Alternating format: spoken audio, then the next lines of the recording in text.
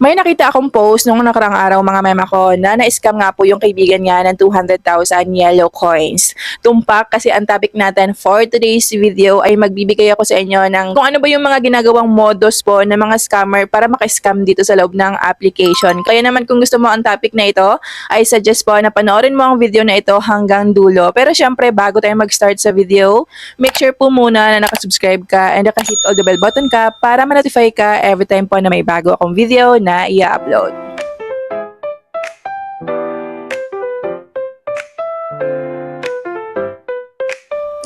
Shall mga mema ko, kumusta kayo? Welcome or welcome back po dito sa aking bagong YouTube channel. Noong nakaraang araw ay meron ako nakitang post which is ito nga po yan. So meron siyang ka-trade kunwari na 200,000 yellow coins and then yung ka-trade na yon, yung scammer na yon is nagta-type lamang sa baba para kunwari nag-send na siya ng 200,000 yellow coins which is ito nga po makikita nyo sa picture.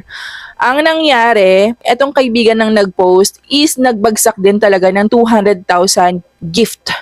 So ayun, na-scam siya kasi wala naman talaga ang pumasok sa kanyang earnings. Kasi nga hindi naman nagbagsak yung scammer. Tinype niya lang po yung pangalan ng gift sa comment section sa panel or sa party live. Katulad nito. Paano ba natin maiwasan yan mga mema ko? Kasi sa panahon ngayon, sandamakmak na po ng mga scammer ang meron dito sa loob ng application kasi alam nga nila na madami yung mga nauuto, madami yung mga naiisahan. So, 'di ba, wala naman talagang mai-scam kung walang magpapa-scam. Pero syempre, hindi naman natin masisi yung mga na-scam kasi nga yung iba dito is mga newbies, yung iba dito ay walang idea.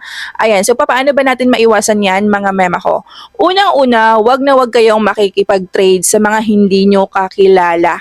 Okay, lalo na kung malakihang amount yung gusto nyong i-trade. Meron dito sa loob ng application, mga trading panel, katulad na lang po ni Sir Carl. Ayan, dito legit na legit to. Madalas merong mga nagpapatrade. Kung ayaw mo dito sa panel na to, kasi syempre meron silang hinihingi na parang gift din para dun sa mga nakaupo or mga nag-a-assist sa inyo kapag nagpapatrade kayo. Pwede kayong makipag-trade sa mga agent nyo, sa mga co-host nyo, kasama nyo sa agency na member, o di kaya doon mismo sa mga kakilala nyo talaga. Huwag na huwag kayong makikipag-trade sa mga hindi nyo kakilala. Or else, pwede rin kayong makipag-trade sa mga strangers, pero dapat sila po yung maunang magbagsak. And then, eto na nga tayo. Sila yung naunang magbagsak, hindi nyo kakilala yung ka-trade. Kapag ganon, automatic yan, i-check nyo mismo sa inyong points record. Ayan. Huwag na huwag kayong magbabalik trade hanggat walang nailagay or walang naitala dito sa points record nyo. Kasi 'di ba, coins yung ibabagsak sa inyo, pagkabagsak niyan sa inyo, magiging points na siya. Kaya naman, doon nyo titingnan or doon nyo siya i-check sa points record mismo. Titingnan nyo yung date, makikita nyo naman agad dyan yung binagsak nila. So, ito yung mga ginagawang modus ng mga scammer dito sa loob ng application mga mema ko. Una, magme-message yan sila sa inyo kung gusto nyo bang makipag-trade sa kanila. Kung halimbawa, nalaman nila na naghahanap kayo ng ka-trade, kukulitin kayo niyan sa message na mag-trade kayong dalawa. So, kung mauta ka, alam na alam nyo dapat yung mga galawan nila. Magme-message sila sa inyo, papasundin ka sa isang panel nila which is nandun lahat ng kasamahan nila. Kapag nabagsak mo na yung trade na yon, automatic kick out ka na sa kanila, block ka na sa kanila. So wala ka nang habol sa kanila. Next naman na modus nila, ito yung magme-message sila or magre-request sila ng isang gift. Once po na nag-send gift ka doon, automatic bawas yon sa coins mo. Wala kang magagawa na doon kahit mag-report ka pa. Ang gagawin lang ng mga admin sa Popo is iban lang yung account na yon. Pero kailangan mo pa rin ng proof dito na na-scam ka talaga. Next na modus dito sa loob ng application ay tulad po sa nangyari ng kaibigan nitong nag-post. Nag-type ng ganito. Ayan, nag-type siya ng pangalan ng isang gift which is 200,000 yellow coins yung kailangan dito. Tinype niya lang yan. Kunwari nag-send siya. Ayan. Kung kayo'y matagal na nga po dito sa loob ng application, malalaman at malalaman nyo na hindi nga po siya nagbagsak talaga ng gift kasi nga nag-type lang talaga siya.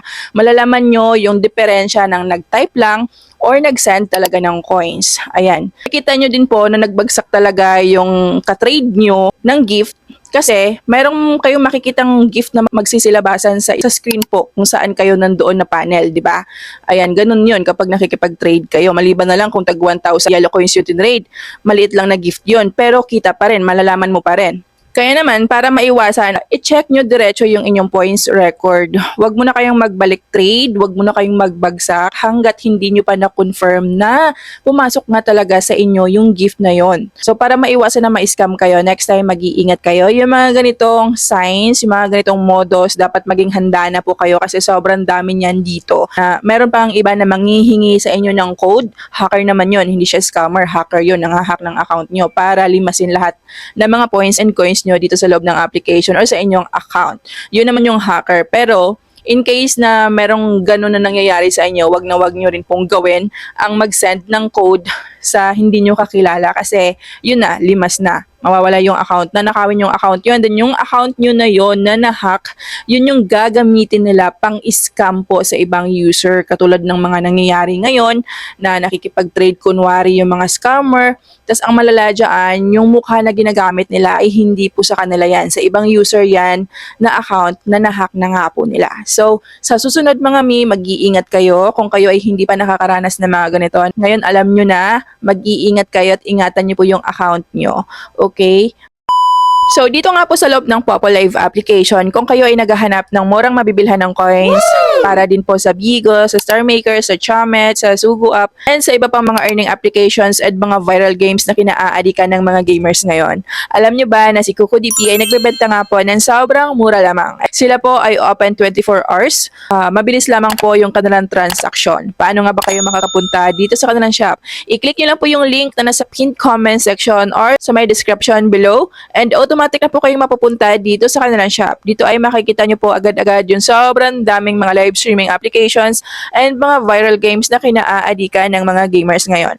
So kung halimbawa nga po ay gusto nyo bumili ng coins para kay Popo, syempre i-click nyo lang yung application, mag-enter lamang po kayo ng ID number nyo, pumili lamang po kayo ng package na gusto nyo i-avail and mag-send payment lamang po kayo. Maliban dyan, sila din po ay namimigay ng mga coins pag giveaway para po doon sa mga laging nabili ng coins gamit po yung aking mga links na nasa pinned comment section or sa my description below. Make sure lamang din na nakafollow kayo sa aking bagong FB page and nakasubscribe kayo dito sa aking bagong YouTube channel. So yan lang po muna for today's video mga mema ko. Thank you for watching. See you in my next one. Bye!